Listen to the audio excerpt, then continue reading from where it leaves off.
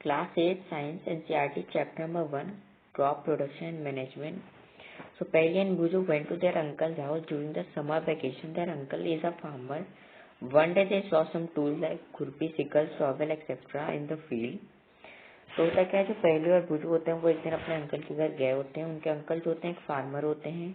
तो एक दिन जो बुजू होता है वो काफी सारे टूल्स देखता है, जैसे कि शिकल, शॉवेल, खुरपी.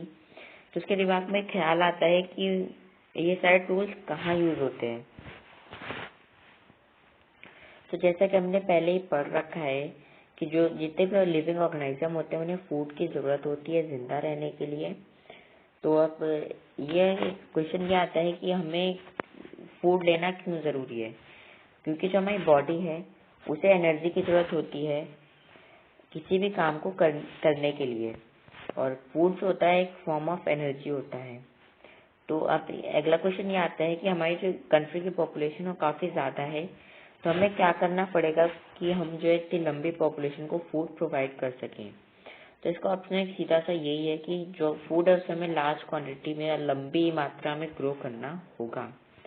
अगर हमें पूरी पॉपुलेशन को खाना प्रोवाइड करना है तो उसके लिए regular production, proper management and distribution of food जो है वो नेसेसरी है. तो 10,000 तक बीसी तक क्या था, पीपल जो है लोग जो होते हैं तो एक जगह से दूसरी जगह जाते रहते थे एंड वहाँ पे अपना प्रैक्टिसेस करते रहते थे, कच्चे फल खाते थे और हंटिंग करते थे. लेकिन उसके बाद क्या हुआ, लोग सेटल हो गए, वो एक जगह पे रहना शुरू किया. तब उन्होंने क्रॉप्स को ग्रो करना सीखा. तो शुरू में वो क्या सिर्फ और सिर्फ चावल, गेहूं यही सब ग्रो करते थे. और उसके बाद वो सारी क्रॉप ग्रो करने लगे और यहीं से एग्रीकल्चर का जन्म हुआ. तो अब क्रॉप क्या होता है, जब एक ही तरीके के पौधों को एक बड़ी फील्ड में एक साथ उगाया जाता है तो वो क्रॉप कहलाता है. यानी कि cultivation of same type of plant on a large place is called crop. ठीक है. तो अब होता क्या है, इंडिया में थोड़ी थोड़ी दूर पे ही वेदर कंडीशन, सॉइल चेंज होता रहता है. तो इस वजह से कि हम उसको क्लासिफाई कर देते हैं दो पार्ट में.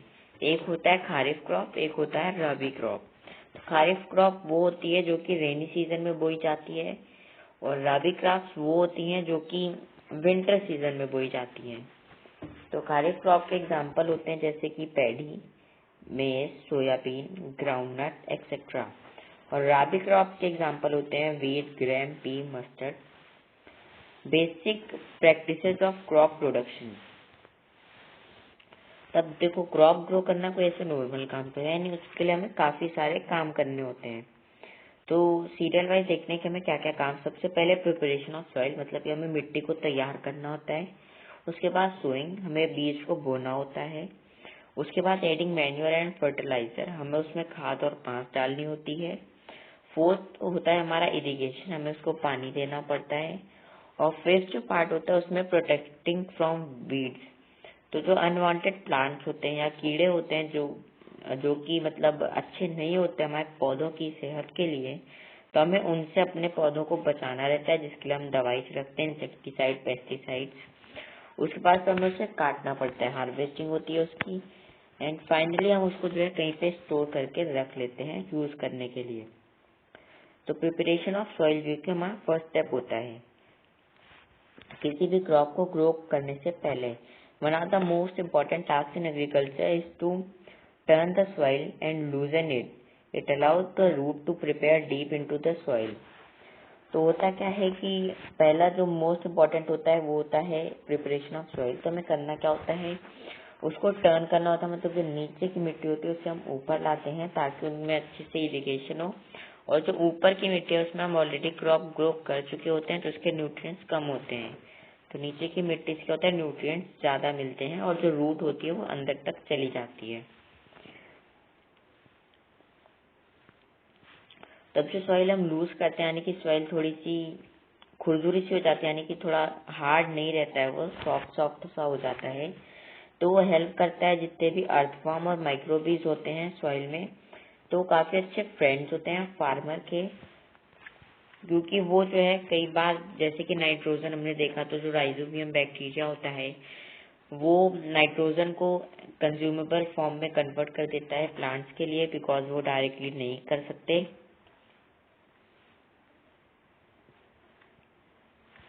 तो इसके लिए the process of loosening and turning of soil is called tilling और प्लोइंग। तो ये जो प्रोसेस होता है सॉइल को लूज करने का, उसको पलटने का, उसे टिलिंग या प्लगिंग करते हैं। This is done by a plough. Ploughs are the made of wood or iron. तो जिसे कि हम लोग हल कहते हैं या अब ट्रैक्टर्स के थ्रू होने लगा है वो। Agriculture implement. Before sowing the seed, it is necessary to break soil or to the size of grains to get the better yield. This is done with the help of a various tool. The main tool used for this purpose is plow, sow and cultivator. तो वही है कि हम जो मतलब उसको loose और turn करने के लिए कौन कौन से टूल्स का यूज करते हैं। तो होता है कल्टीवेटर हम यूज कर सकते हैं, एक होई यूज कर सकते हैं हम, या प्लो यूज कर सकते हैं। तो प्लो क्या होता है? This is a being used by since ancient time for tilling the soil. तो प्लो क्या है? ये काफी ज्यादा पुराने टाइम से यूज हो रहा है सॉइल के टिलिंग के लिए।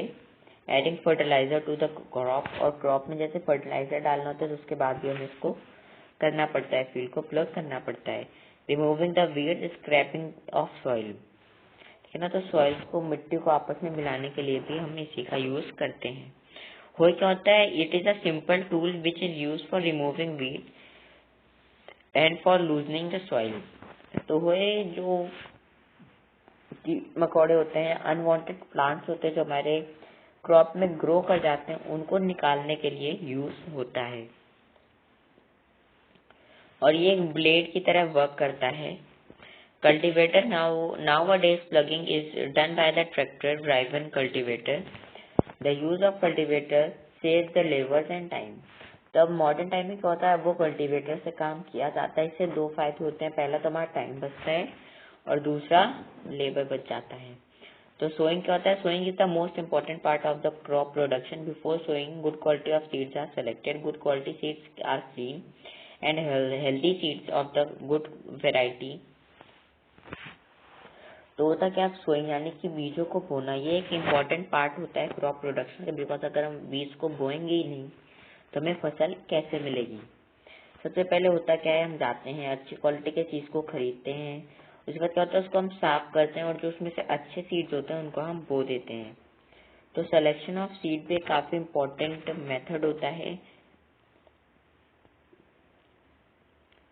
ठीक है। उसके बाद आते हैं ट्रेडिशनल टूल्स। अब उसको हमने अलग कर लिया, अब उसको बोने के लिए भी तो टूल्स चाहिए। The tools used traditionally for showing seeds is the shape like a funnel. The seeds are filtered into the funnel passed down through 2 or 3 pipes having sharp end. तो पहले क्या होता था? एक फनल जैसा स्ट्रक्चर होता था, उसमें सीड्स डालते थे जो कि नीचे 2 या 3 पाइप से कनेक्ट होता था और वो इक्वल डिस्टेंस पे सीड्स को गिराता जाता था। लेकिन अब नाउअडेज क्या होता है? अब जो है सीड ड्रिल्स यूज होने लगी हैं बीजों को बोने के लिए, जो कि ट्रैक्टर की मदद से यूज करा जाता है। और ये क्या करती है? बराबर डिस्टेंस पे अच्छे से सीड्स को बो देती हैं। There is a nursery near my school. I found that little plants are kept into small bags. Why are they kept like this? Seeds of a few plants such as paddy are first grown in nursery. When they grow into the plantlets, they are transplanted into the field manually.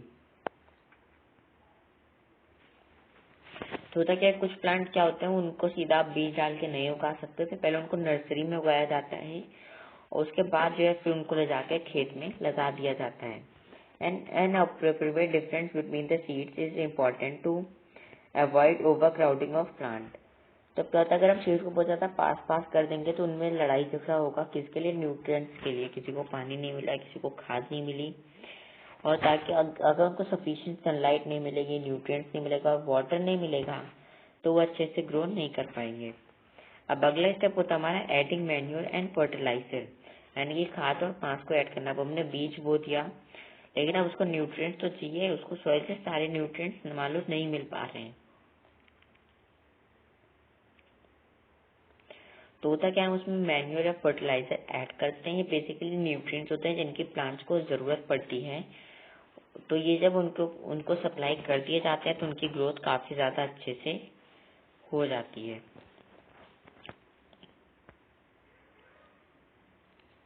Did all plants in all the grasses grown at the same place? Which grass? तो ऐसा नहीं है, तो हम किसी को कहीं भी कर सकते हैं। और अब देख लेते हैं फर्टिलाइजर और मैन्योर के बीच में डिफरेंस क्या होता है। ये क्वेश्चन आ सकता है एग्जाम में। तो पहला डिफरेंस होता है fertiliser is a inorganic salt. तो फर्टिलाइजर क्या होता है, बेसिकली ये एक इनऑर्गेनिक होता है, ये ऑर्गेनिक नहीं होता है, केमिकल से बनता है और फर्टिलाइजर्स को फैक्ट्री में बनाया जाता है। और जो फर्टिलाइजर होता है, ये जो सॉइल होता है उसको ह्यूमस नहीं प्रोवाइड करता है और ये काफी ज्यादा रिच होता है प्लांट्स के न्यूट्रिएंट जैसे नाइट्रोजन, फास्फोरस और पोटेशियम। और वहीं पर अगर दूसरी तरफ मैन्योर को देखें तो ये एक नेचुरल सब्सटेंस है जो कि ऑब्टेन कहाँ से होता है, जब कोई जानवर है या पत्ती या लकड़ी है वो जब सड़ के डिकम्पोज हो जाती है तो उससे मैन्योर बन जाता है। तो ये क्या होता है, manure can be prepared in field. इसको हम अपने घर में या मतलब अपने खेतों में भी बना सकते हैं।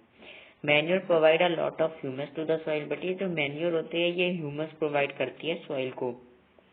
Manure is relatively less rich in plants nutrient, but इसमें न्यूट्रिएंट्स उतने ज्यादा नहीं होते हैं जितने कि फर्टिलाइजर्स में होते हैं। अब मैन्योर की कुछ एडवांटेज भी होते हैं।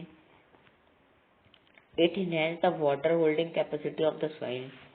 ये जो मिट्टी होती है उसके पानी को स्टोर करने की कैपेसिटी बढ़ा देती है। It make the soil porous due to which exchange of gases become easy. तो ये इससे क्या होता है, उसमें होल से बन जाते हैं तो उससे होता क्या है कि गैस आराम से अंदर बाहर होने लगती है। अब उसके बाद जो नेक्स्ट मेथड आता है वो इरिगेशन।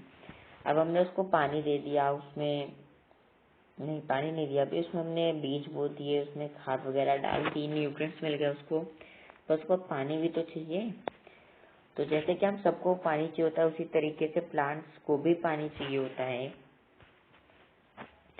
तो इरिगेशन होता है basically supply of water to the crop at the different intervals is called irrigation. तो अलग अलग समय पे क्रॉप या खेतों में पानी देने को ही इरिगेशन कहते हैं। तो सोर्स ऑफ इरिगेशन क्या होते हैं, बहुत सारे सोर्स हैं, टाइम पे wells, tubewells, ponds, lake, river, dams and canals. तो ये तो हो गए अभी के मेथड। पर कुछ ट्रेडिशनल मेथड थे, मतलब पहले तो मोटर और बिजली होती नहीं थी, तो पहले के लोग कैसे पानी देते थे, तो वो कुछ मेथड्स को यूज करते थे, जिसमें से कि फर्स्ट मेथड था मोट। यानी कि मोट में होता क्या था, बेसिकली एक कुआं होता था जिससे लोग पानी निकाल के उन्होंने नाली जैसा स्ट्रक्चर बनाया होता है उसमें डाल देते थे और पानी खेतों तक पहुंच जाता था, पर इसमें काफी ज्यादा टाइम लगता था। दूसरा होता है चेन पंप। तो चेन पंप में क्या होता है, ये अपने आप घूमता रहता है और ये नीचे से पानी निकाल के खेतों में सप्लाई कर देता है। ये एक चेन होती है काफी सारे पंप्स की। और जो थर्ड होता है वो होता है ढिकली।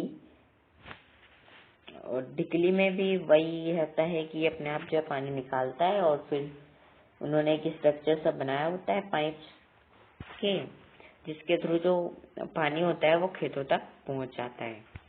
अगला होता है राहत। अब इसमें होता क्या है कि इसमें कोई एनिमल होता है, बेसिकली ऑक्स वगैरह होते हैं, उनकी हेल्प से जो है वाटर को निकाला जाता है और उसको जो है खेतों तक पहुंचा दिया जाता है। अब ये तो थे ट्रेडिशनल मेथड यानी कि पुराने मेथड, पर इस टाइम पे इरिगेशन कैसे होती है। तो अभी एक स्प्रिंकल सिस्टम आता है। This system is more useful on the uneven land where sufficient water is not available. तो स्प्रिंकल सिस्टम क्या होता है, ये एक कॉम्बिनेशन होता है काफी सारी पाइप का, जो कि डायरेक्ट प्लांट्स की रूट में वाटर को ड्रॉप करता है, तो उससे प्लांट्स को डायरेक्ट पानी मिलता है और पानी की वेस्टेज भी कम होती है।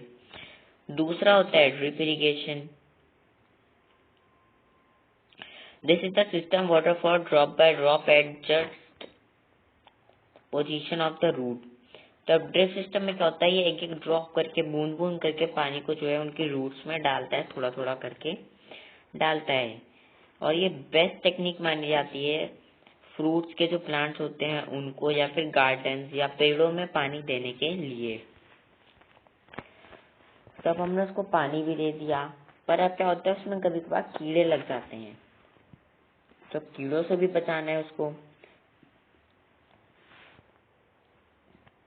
तभी क्या होता है, बूझो और पहली जो है एक पास के गेहूं के खेत में गए होते हैं, तो वो देखते हैं कि यहाँ पे कुछ ऐसे प्लांट हैं जो कि नहीं होने चाहिए, मतलब कि जो जो हमने क्रॉप ग्रो करी है उससे अलग है। तो जो अनवांटेड प्लांट्स होते हैं, अनडिजायरेबल प्लांट्स होते हैं, जो कि नेचुरली ग्रो कर जाते हैं, हमें इनकी जरूरत नहीं होती, इन्हें वीड्स कहते हैं। The removal of weeds is called weeding. तो जो वीड्स को हटाने का प्रोसेस होता है इसे वीडिंग कहते हैं। Weeding is necessary since weeds compete with the crop plants for the water, nutrients, space and light। तब इनको हटाना की जरूरत है बिकॉज ये भी प्लांट है, इन्हें भी नरिशमेंट चाहिए, वाटर चाहिए, सनलाइट चाहिए। तो इस वजह से ये जो हमारे क्रॉप होते हैं उससे कंपटीशन करते हैं, तो क्रॉप को कम मिलता है, इनको भी कम मिलता है। जब हम इनको निकाल देते हैं तो हमारे क्रॉप की प्रॉपर ग्रोथ होने लगती है।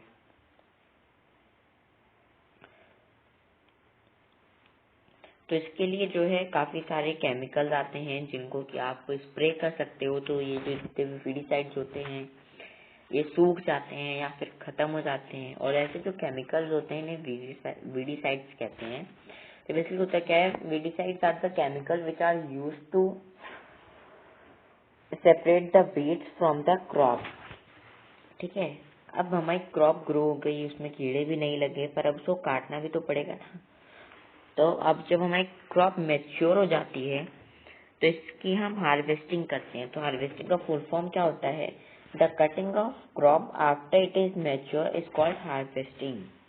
यानी कि पकी हुई क्रॉप को काटने को हार्वेस्टिंग कहते हैं।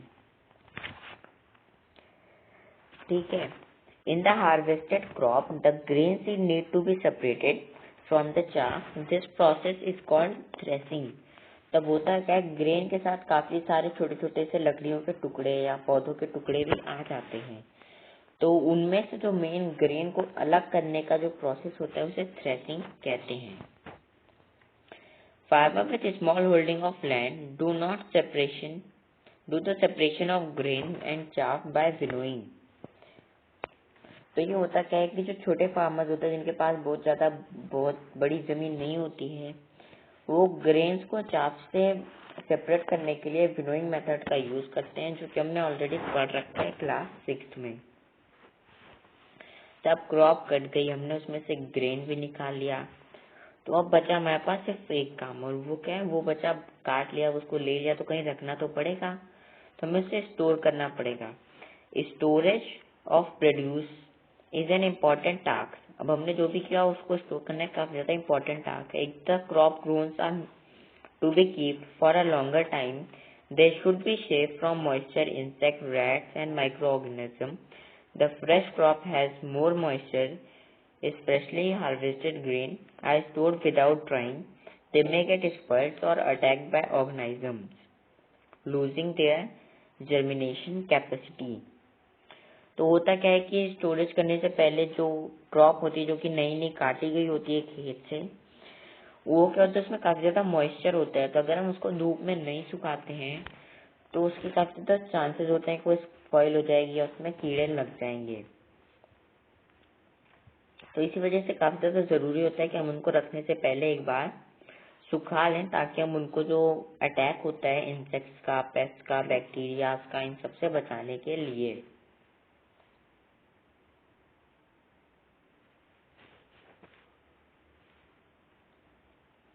तो अपने स्टोरेज कुछ अलग अलग टाइप के होते हैं, जैसे जिनके पास काफी ज्यादा बड़ी क्रॉप्स होती हैं, तो वो इंडियन गवर्नमेंट की अपनी फैसिलिटी होती है, उसमें भी स्टोर कर सकते हैं। या फिर कोई सारे गोदाम्स होते हैं छोटे छोटे, या जैसे जिनकी बहुत ज्यादा बड़ी फील्ड नहीं है, जिनको थोड़ा ही प्रोड्यूस मिलता है, तो अपने घर में ही नॉर्मली रख लेते हैं।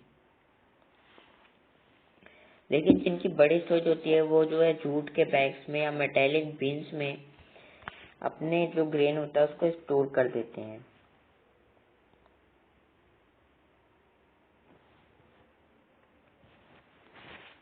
तो अब क्या आप सब कुछ बिल्कुल बढ़िया, आफ्टर कंप्लीटिंग दिस टेबल तब ये पूछ क्या रहा है, द फूड फ्रॉम एनिमल्स।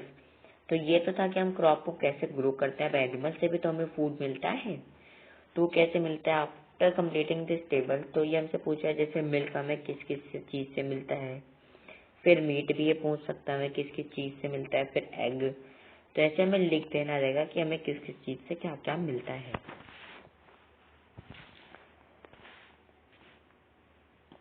तो होता क्या है, किसी भी एनिमल्स को एक शेल्टर में रखना और उनकी देखभाल करना, उनसे जो प्रोडक्ट मिलता है उसको लेना है को एनिमल हस्बेंड्री कहते हैं, जब ये एक लार्ज स्केल में होता है ना। Fish is the good for health, we get cod liver oil from fish which is rich in vitamin D. तो फिश जो होती है वो हमारी सेहत के लिए काफी ज्यादा अच्छी होती है। जो कॉड लिवर ऑयल होता है वो हमें फिश से ही मिलता है, जिसमें कि काफी ज्यादा विटामिन डी होती है। तो अब एक एक करके हम देखते हैं कि एग्रीकल्चर प्रैक्टिसेस क्या होती है। मेन कीवर्ड्स हैं सारे जिनको हम अभी डिस्कस करते हैं। तो एग्रीकल्चर प्रैक्टिसेस क्या होती हैं, तो एग्रीकल्चर मैंने आपको पहले बताया था, ये एक साइंस या फिर फिजिकल प्रैक्टिस होती हैं जिनमें कि हम क्रॉप्स को या किसी चीज को ग्रो करते हैं या फिर एनिमल्स को रेयर करके उनसे कोई प्रोडक्ट को कंज्यूम करते हैं। तो जो एनिमल्स की रेयरिंग होती है एक लार्ज अमाउंट में उनसे कुछ कंज्यूम करने के लिए, उसे एनिमल हस्बेंड्री कहते हैं। क्रॉप क्या होता है, जब एक ही तरीके के पौधों को एक लंबी जगह पे उगाया जाता है तो उसे क्रॉप कहते हैं। फर्टिलाइजर केमिकल सब्सटेंसेस होते हैं जो कि हमारी जो क्रॉप्स होती हैं उनको न्यूट्रिएंट्स प्रोवाइड करते हैं। हार्वेस्टिंग का होता है, क्रॉप्स को काटने को हार्वेस्टिंग कहते हैं। इरिगेशन मतलब पानी देना पौधों को। खारिफ क्रॉप हमने आपसे डिस्कस ही किया था जिनको कि रेनी सीजन में ग्रो करा जाता है। और राबी क्रॉप्स वो होती हैं जिनको कि ठंडियों में ग्रो किया जाता है। प्लो क्या होता है, प्लो होता है जैसे कि खेतों को जो कि हम जोतते हैं तो उसे प्लो कहते हैं, और जो जोतने के लिए जिस इक्विपमेंट को यूज करते हैं उसे प्लो कहते हैं, और जोतने को प्लोइंग कहते हैं। तो सीड मतलब समझ ही गए आप, जिनसे हमारा क्रॉप जो है मतलब कि जो हम सीड डालते हैं तो सीड से ग्रो होता है बड़ा सा प्लांट, उसे हम सीड कहते हैं। सोइंग मतलब बोना, द सीड्स को प्रॉपर डिस्टेंस या डेप्थ पे सॉइल में डालने को सोइंग कहते हैं। स्टोरेज मतलब कि जो हमारी हार्वेस्टेड क्रॉप है उसको स्टोर करना एक जगह पे। थ्रेसिंग मतलब चाकू मतलब ग्रेन को कचरे से अलग करना। वीड मतलब अनवांटेड प्लांट। वीडीसाइड्स क्या होते हैं,